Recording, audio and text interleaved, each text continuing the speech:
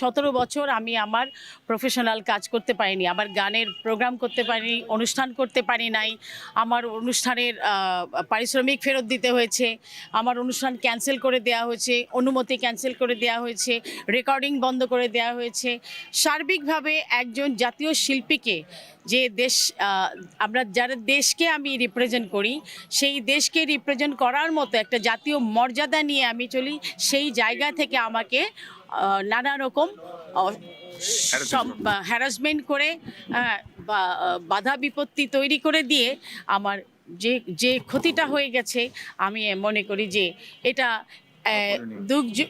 যুগ যুগ হয়ে গেছে, 8 যুগেরও বেশি হয়ে গেছে।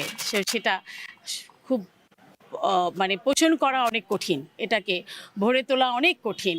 আমি জানি না আমি কতটা পারবো। আমি দেশে ফিরেছি, আমার শান্তির নিঃশ্বাস নিয়ে আমি চলছি। দেশবাসীর কাছে আমারও অনুরোধ, আমি সহ আমার মতো যেন কোনো শিল্পী কখনোই যেন কেউ এরকম ভুক্তভোগী না হন।